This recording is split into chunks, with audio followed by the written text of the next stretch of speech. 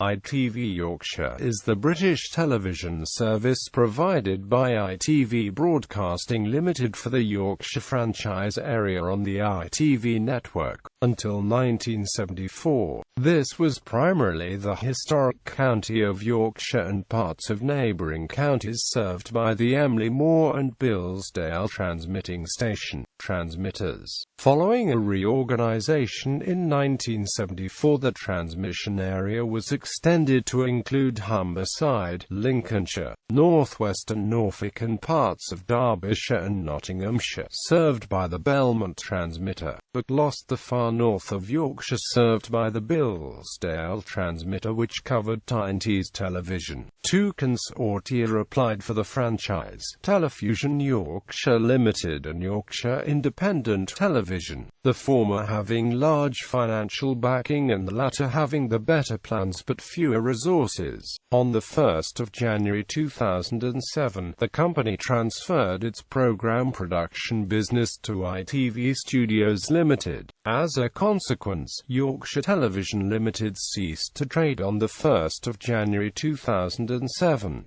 Yorkshire Television Limited still legally exists, but its licence is now owned and operated by ITV plc under the licence name of ITV Broadcasting Limited. Yorkshire Television Limited is, along with most other regional companies owned by ITV plc, listed on www.companieshouse.gov UK as a dormant company. History: ITV Yorkshire, previously known as Yorkshire Television, and sometimes abbreviated to ITV Yorkshire, has its origins in the 1967 franchise round. That round stipulated that the influential Pan-North region, the licence which was owned by Granada Television and ABC, both based in Manchester, had to be split up.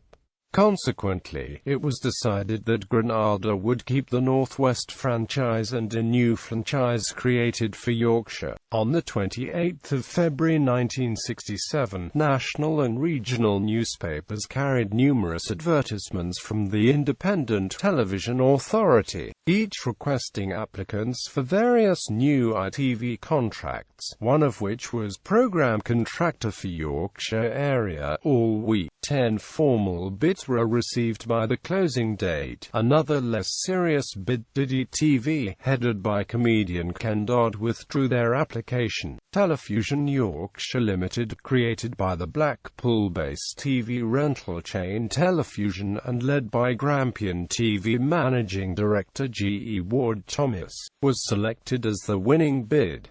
It was chosen on the condition that it merged with another applicant, Yorkshire Independent Television, the latter backed by a consortium of Yorkshire Post Newspapers Limited, other local newspaper groups such as the Huddersfield Examiner and the Scarborough Evening News, several Yorkshire-based cooperative societies, trade unions and local universities were deemed by the authority to have the better talent but suffered a lack of funding, whereas Telefusion had the backing of a cash-rich parent. The new venture initially chose the name Yorkshire Television Network but decided to drop the word network before going on air. A few days after winning, the chairman, Sir Richard Graham, said, "We see ourselves as having a particular responsibility to convey to a mature audience the particular qualities and strengths of one of the most populous and most important areas outside London."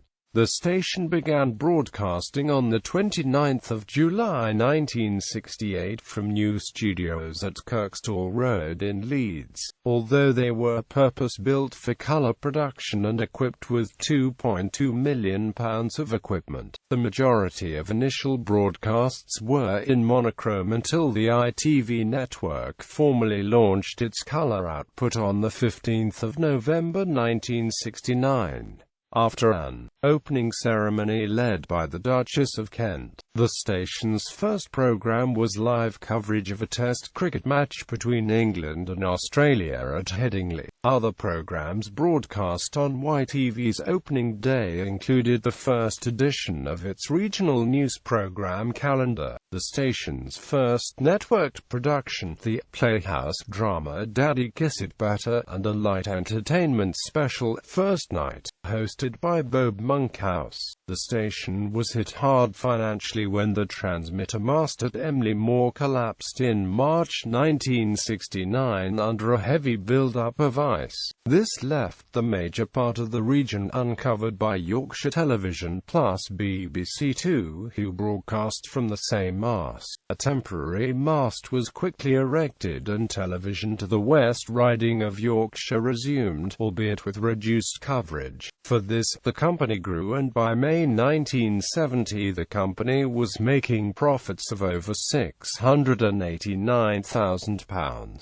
After a series of temporary masts at Emley Moor, the current 275 metres reinforced concrete tower, topped by a 55-metre steel lattice mast, began transmitting in 1971, resuming full area coverage for the ITV region. In June 1969, talks began between Yorkshire and Anglia about achieving a cost-cutting exercise by sharing equipment and facilities. Neither company planned joint productions or a merger. The decision to form an association was purely down to the costs of the increased levy on the company's advertising revenue by the government, and the cost of colour TV. ETA stated there was no reason why the companies should not have talks about sensible economies that could be made, but would examine all details before any association were to be implemented. In January 1970, a warning was given that regionalism would be abandoned and a forced merger with Anglia Television would happen unless the Chancellor reduced the levy applied on advertising revenues, which was also not helped by the high cost with colour television and the introduction of UHF, which the government agreed to a few months later. With the introduction of UHF broadcasting, ITV had failed to gain the Bilsdale transmitter in North Yorkshire, which was allocated instead to Tyne Tees Television due to the transmitter's penetration into Teesside and County Durham. This seriously reduced ITV's monopoly commercial broadcast area.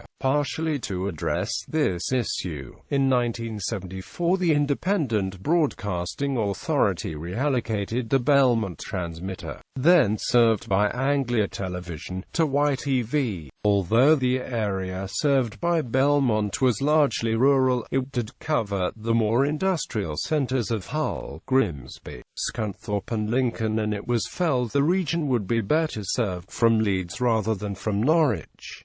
Tyne Television. In August 1970, following a reverse takeover, Yorkshire Television was effectively merged with its neighbour Tyne Tees Television. When the two were brought under the control of Tyne Television Limited, a company formed to deal with the problem of effective ownership of the Bilsdale transmitter and the allocation of airtime. It is often contended that the other point of the trident was intended to be Anglia Television, but they were prevented from joining by the Independent Broadcasting Authority. However, it appears that the third point was to be Trident's non-television interests, and that Anglia were never considered as partners in the enterprise. The two stations remained separately run and were required to demerge by late 1981 as a condition of the re-awarding of their ITV contracts from January 1982. Trident's majority shareholdings were sold, although they retained ownership of studios and equipment which were leased to the respective companies.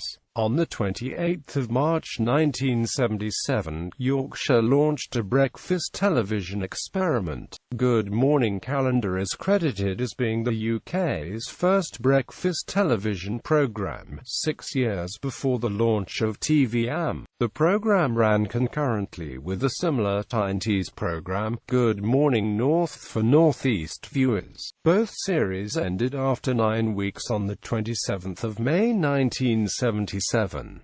1970s industrial relations. From its inception, ITV had a turbulent relationship with the broadcasting unions. Many employees at the new company were recruited from the Manchester and Birmingham studios of the former ABC Weekend Television and the London station Rediffusion. The upheaval of enforced job changes on these employees, combined with a relatively new management of a new ITV station and huge investment by shareholders, provided fertile ground for the unions. In 1971, technicians broadcast a handwritten note that read, "Yorkshire Television have threatened to sack us. We're going on strike." 6 minutes before the end of Kate, a black screen appeared before that evening's news at 10 was broadcast. The dispute was involving ACCT union members who had refused to work overtime due to pay rates.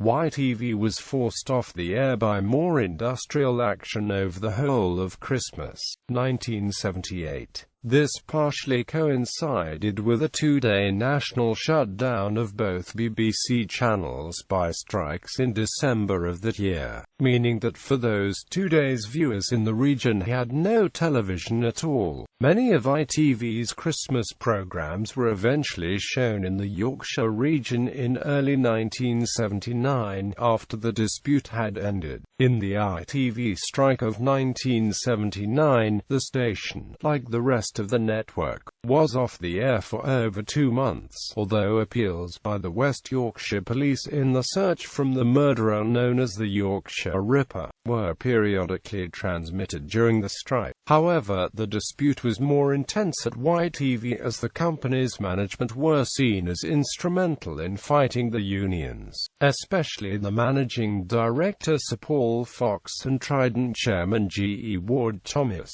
In the 1980 franchise round, several ITV staff submitted their own application for the Yorkshire franchise under the name of Television Yorkshire, backed by Donald Baverstock and MP Jonathan Aiken, who believed they would provide a better service. Yorkshire retained the franchise with the addition of number of relay transmitters on the Lancashire-Yorkshire border, covering Todmorden and Walsden, which were transferred from the Granada region.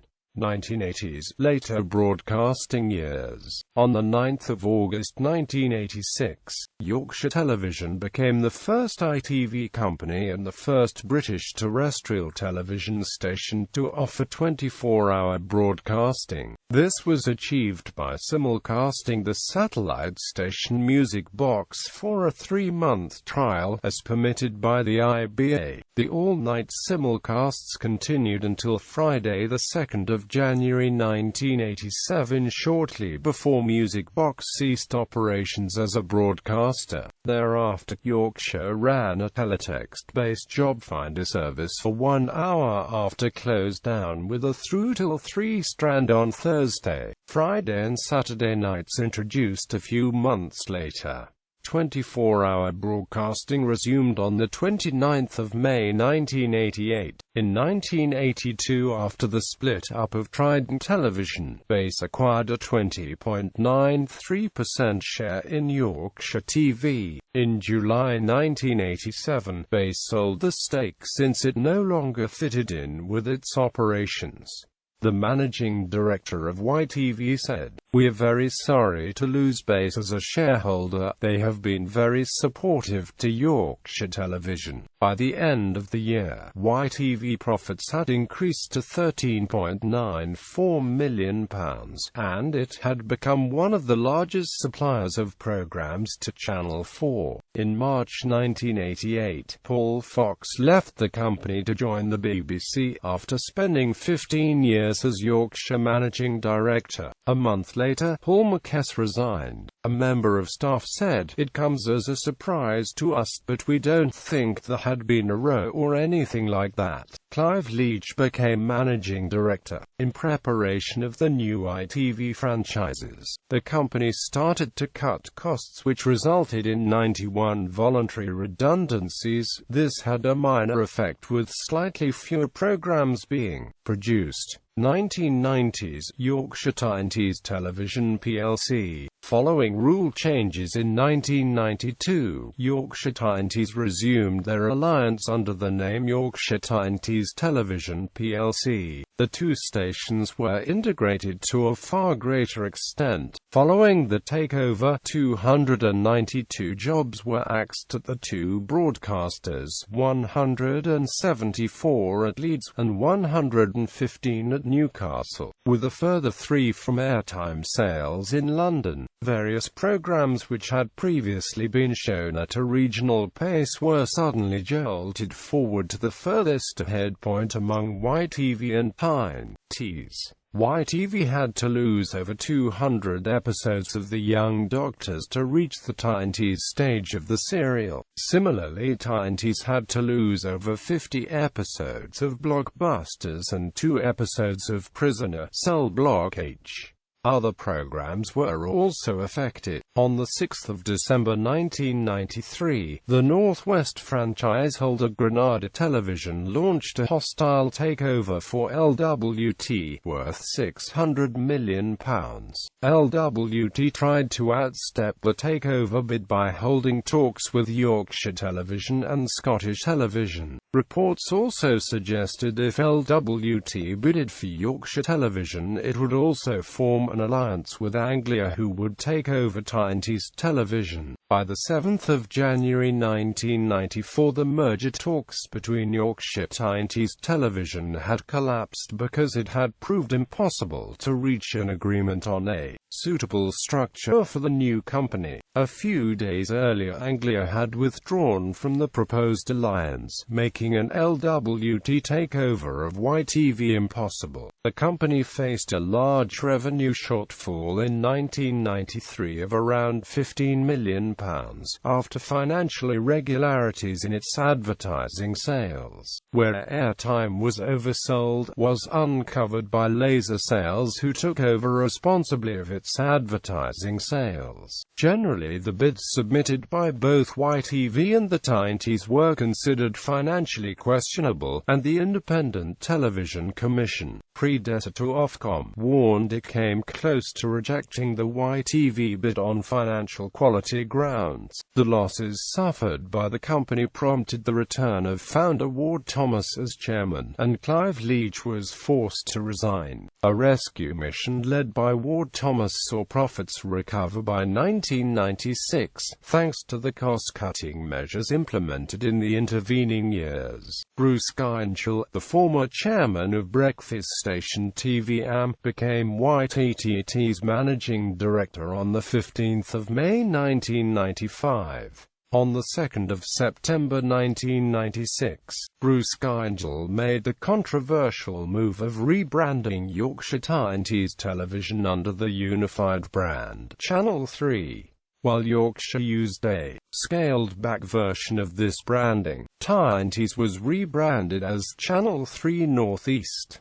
It dropped the familiar TTTV logo and relegated the Tyne Tees name to secondary branding. Granada plc and ITV plc. In the summer of 1997, Yorkshire Tyne Tees Television plc was acquired by Granada Group plc. Granada's first move was to scrap the Channel 3 branding from 9 March 1998. However, dual branding with the ITV name was introduced a year later. In 1998, transmission operations and presentation for all of Granada's stations in the north of England moved to Yorkshire, with the creation of the Northern Transmission Centre. This highly automated server-based system was the source to border Tyne Tees and Granada, as well as the Yorkshire regional output. Continuity from Leeds ended in October 2002, after a unified presentation department for ITV1 in England was set up by London News Network. The transmission operation continues at the Kirkstall Road Studios, under the ownership of Technicolor SA. Since 2004, the centre has also provided playout for ITV Central. On the 28th of October 2002, Yorkshire Television was rebranded as ITV1 Yorkshire. The ITV1 Yorkshire branding continued to appear before some regional programming until November 2006, when a rebrand saw the sole local ident discontinued. The famous chevron logo continued to appear after programmes made by ITV Yorkshire until the 31st of October 2004. Today, networked programming made at the Leeds studios by ITV is credited to ITV Studios. The licence for Yorkshire is now held by ITV Broadcasting Limited, part of ITV plc. Studios. The studios were built on 5 acres of slum clearance land on Kirkstall Road, purchased from the former Leeds Corporation. Construction commenced in early 1967. A mild winter aided building work, and by mid-1968 Studios 1 and 2 were equipped for transmission. During construction, pre-launch shows were produced at the ABC Studios at Didsbury, Manchester, while a former trouser press factory next to the Leeds facility was used as an administration centre. The studio was officially opened by the Duchesses of Kent on the 29th of July 1968. It was the first purpose-built colour television production centre in Europe and cost over £4 million to build and equip. Equipment was installed by Emley Electronics and the Marconi Corporation. The studios contained 7 2-inches quadruplex VTR machines, 6 telescenes and 12 cameras. The cameras were a mixture of Marconi MKVIIs and Emley 2001 models. The regional news show calendar was produced at the centre for many years, but in 1989 was moved to a dedicated newsroom and broadcast facility based in a converted ice rink next to the main studios. Recent productions include Countdown, the revived Bullseye, Mastermind, My Parents Are Aliens, new Channel 4 game show Win My Wager, and a new children's comedy drama for Cartoon Network called My Spy Family. The site is now home to continuity for ITV's northern transmission areas and a number of independent producers. The production facilities are marketed as the Leeds Studios and sister companies Provision, Film Lab North and the Finishing School occupy adjacent buildings, although the operation continues to be widely referred to as the Yorkshire Television Studios or YTV. In March 2009, ITV plc announced that the Leeds studios were to be largely closed in an effort to save costs following a reported loss of £2.7 billion for 2008. However, 7 months later ITV changed its mind, choosing instead to close the nearby studios dedicated to the production of Emmerdale and transferring production of this programme to Kirkstall Road, which would be upgraded for HDTV production. Identity. For almost 35 years, Yorkshire Television's on-screen identity always revolved around the use of the station logo, the chevron. This yellow symbol was seen on nearly all of Yorkshire Television's idents and presentation. The first symbol used was a black and white chevron, formed by slit can techniques and accompanied by an orchestral version of the tune "Onil Moor At," a famous Yorkshire folk song. This music was later to become the station's jingle. This ident continued until Yorkshire Television officially commenced their colour broadcasts in November 1969. The new colour ident featured the yellow chevron on a black background with the still caption card "Yorkshire Television Colour Production," along with a simplified version of "Onil Moor At." This ident was modified in 1981 so that the caption "Colour Production" was changed to "In Colour," and in 1982 the colour caption was removed altogether.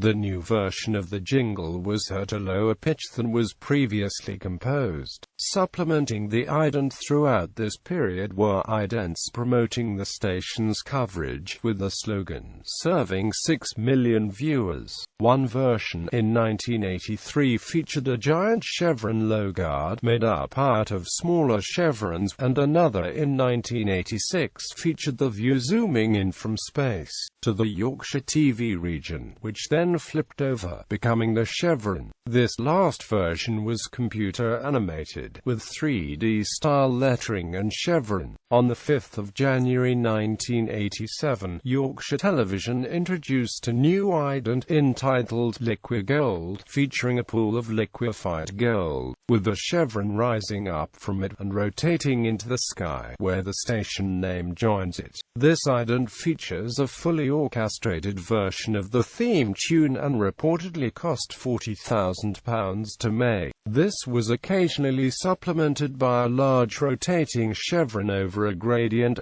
blue background, used over continuity. On the 1st of September 1989, Yorkshire Television adopted the first ITV generic look, featuring the large ITV logo. Addition ident was also used where a static chevron on the same background as the main ident. On the 7th of January 1991, the ident was revised to allow the chevron to appear full screen instead of being a segment of the V, which the company used until the 2nd of October 1994. The whole package was used by Yorkshire Television, and an adapted version where the whole chevron appeared in the V segment before moving into center screen was used before regional programming. 1990s. Upon YTV dropping the generic look on the 3rd of October 1994, a new ident was introduced, featuring a textured background with a central strip containing images of the region itself, with the chevron placed in the center of said strip. The most noticeable thing about this ident set was the smooth nature of the chevron's appearance and, like the previous look,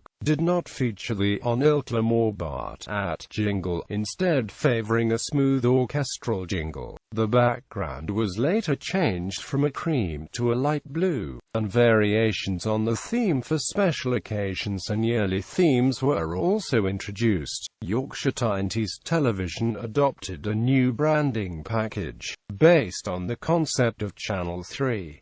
The new look was fully implemented in the Tyne Tees region on the 2nd of September 1996, where all on-screen branding was replaced by giant numeral 3, and the Tyne Tees brand became secondary to Channel 3 Northeast. However, the look was only partially implemented in the Yorkshire region a month after Tyne Tees' revamp. The entirety of Yorkshire's Channel 3 look included an ident which was later introduced on the 4th of November 1996 of the same year, where the chevron span against a light blue background with numeral 3s covering the background. Another ident featured the chevron with the 3 numeral embossed on the side, which would zoom into view before revealing a spinning numeral 3, which in turn had YTV chevron on the middle of the 3, and when zoomed into, the chevron reappeared spinning against the background. The look also heralded the return of the Emley Moor